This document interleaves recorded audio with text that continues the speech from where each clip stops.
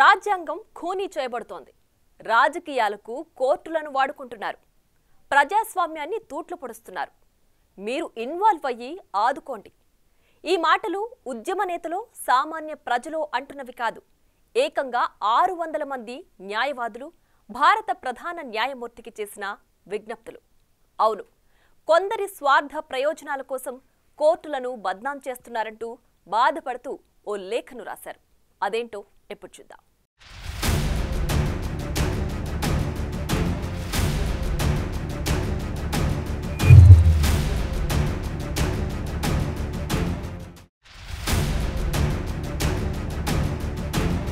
దేశమంతా సార్వత్రిక ఎన్నికల హడావిడిలో ఉండగా ఓ సంచలన పరిణామం చోటు చేసుకుంది.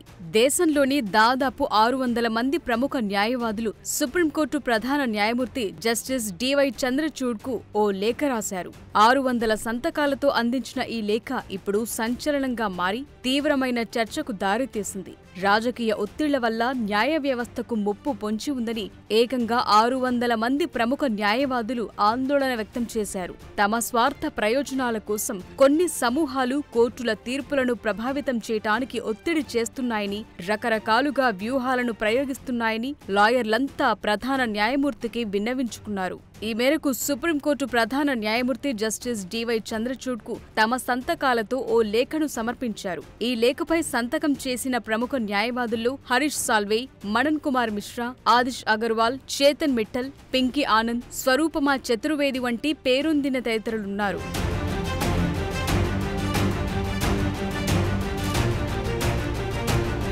ఈ లేఖలో పలు సంచలన ఆరోపణలు చేశారు న్యాయవాదులు. ముఖ్యంగా అవినీతి ఆరోపణలకు సంబంధించిన కేసుల్లో నిందితులుగా ఉన్న రాజకీయ ప్రముఖులు న్యాయ వ్యవస్థ స్వతంత్రతకు భంగం వాటిల్లేలా ప్రవర్తిస్తున్నారని న్యాయవాదులు ఆరోపించారు. ఇలాంటి స్వార్థపరుల చర్యల వల్ల ప్రజాస్వామ్య వ్యవస్థతో పాటు న్యాయ ప్రక్రియలపై ప్రజలకు ఉన్న నమ్మకం సన్నగిల్లే ప్రమాదముందని, మొత్తంగా న్యాయ వ్యవస్థకు ముప్పు వాటిల్లుతుందని లేఖలో లాయర్లు పేర్కొన్నారు. న్యాయ వ్యవస్థ పనితీరును కించపరిచేలా స్వర్ణయుగం, బెంచ్ ఫిక్సింగ్ లాంటి పదాలను కొందరు వెటకారంగా అర్థమొచ్చేలా ప్రయోగిస్తున్నారని న్యాయవాదులు ఆవేదన వ్యక్తం చేశారు. రాజకీయ ఎజెండాతో న్యాయస్థానాలను అగౌరవపరిచే ఇలాంటి పదజాలాన్ని ప్రయోగించే వారిని ఉపేక్షించకూడదని వారు జస్టిస్ డివై చంద్రచూడ్ను కోరారు. రాజకీయ ప్రయోజనాల కోసం కోర్టులను ఇబ్బంది పెట్టేందుకు కొంతమంది ఉద్దేశపూర్వకంగా అడ్డదిడ్డమైన ప్రకటనలు చేస్తున్నారని పేర్కొన్నారు. కోర్టులను ప్రభావితం చేయటం సులభమంటూ పలువురు చేస్తున్న వ్యాఖ్యలు న్యాయ వ్యవస్థపై ప్రజలకున్న నమ్మకాన్ని దెబ్బతీస్తున్నాయని 600 మంది లాయర్లు తమ లేఖలో పేర్కొన్నారు.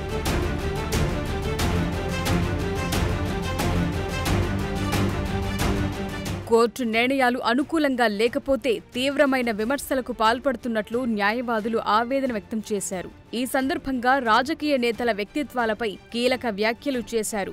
రాజకీయ నాయకులు కొందరిపై అవినీతి ఆరోపణలు చేస్తారని, ఆ తర్వాత వారినే కోర్టుల్లో సమర్థిస్తూ న్యాయ వ్యవస్థను నవ్వులపాలు చేయటం వింతగా ఉందని లేఖలో వెల్లడించారు. కోర్టు నిర్ణయాలు తమకు అనుకూలంగా రాకపోతే వెంటనే బహిరంగ విమర్శలకు దిగుతున్నారంటూ ఆవేదన వ్యక్తం చేశారు. సోషల్ మీడియాలో వాస్తవాలను ప్రచారం చేస్తూ న్యాయమూర్తులపై ఒత్తిడి తీసుకొచ్చే ప్రయత్నాలు చేస్తున్నారంటూ వాపోయారు. ఇలాంటి దారుణమైన చర్యలను ఎట్టి పరిస్థితుల్లోనూ అనుమతించకూడదని లేఖలో పేర్కొన్నారు. ఈ ప్రత్యేక సందర్భంలో న్యాయ వ్యవస్థను సమగ్రతను కాపాడేందుకు రక్షణ చర్యలు చేపట్టాలని భారత ప్రధాన న్యాయమూర్తిని అభ్యర్థించారు. ప్రజాస్వామ్యానికి బలమైన స్తంభంగా ఉండేలా న్యాయ వ్యవస్థను నిలపాల్సిన అవసరముందని న్యాయవాదులు అభిప్రాయపడ్డారు.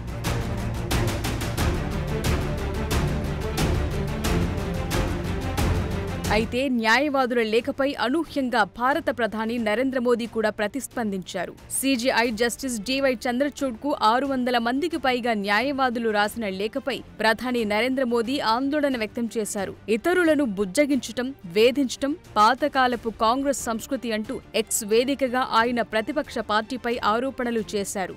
న్యాయ వ్యవస్థపై ఒత్తిడి తెచ్చేందుకు, న్యాయస్థానాల పరువు తీసేందుకు స్వార్థ ప్రయోజనాల బృందం ప్రయత్నిస్తోందని వ్యాఖ్యానించారు. అయితే 5 దశాబ్దాల క్రితమే కమిటెడ్ జ్యుడిషియరీ కోసం పిలుపునిచ్చారు. వారు తమ స్వార్థ ప్రయోజనాల కోసం ఇతరుల నుంచి సిగ్గు లేకుండా నిబద్ధతను కోరుకుంటారు అంటూ ఘాటైన వ్యాఖ్యలు చేశారు. కానీ దేశానికి నిబద్ధత చూపటంలో దూరంగా ఉంటారంటూ కాంగ్రెస్ ను దుయ్యబట్టారు. ఇలాంటి వారిని 140 కోట్ల మంది భారతీయులు తిరస్కరిస్తున్నారంటే ఆశ్చర్యం లేదు అని మోదీ పోస్టు చేశారు. అయితే న్యాయ వ్యవస్థలో రాజకీయ ప్రమేయాన్ని తిరస్కరిస్తోన్న లేఖను కూడా మోదీ కాంగ్రెస్ పై అస్త్రంగా వాడటంపై కొందరు మండిపడుతున్నారు. ప్రధాని హోదాలో న్యాయ వ్యవస్థకు భరోసా ఇవ్వాల్సింది పోయి రాజకీయ వ్యాఖ్యలకు అణువుగా మార్చుకోవటాన్ని విమర్శించారు.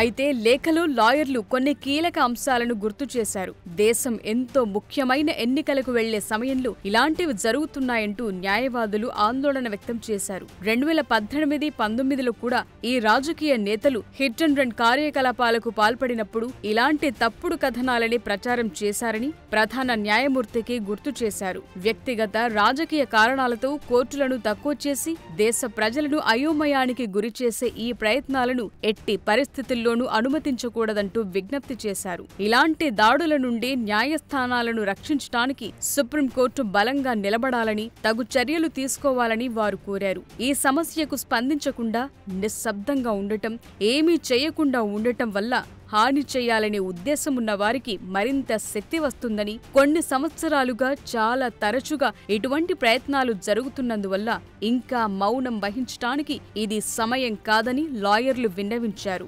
భారత న్యాయమూర్తి నాయకత్వం ఈ కష్ట సమయాల్లో కీలకమైందని పేర్కొన్నారు.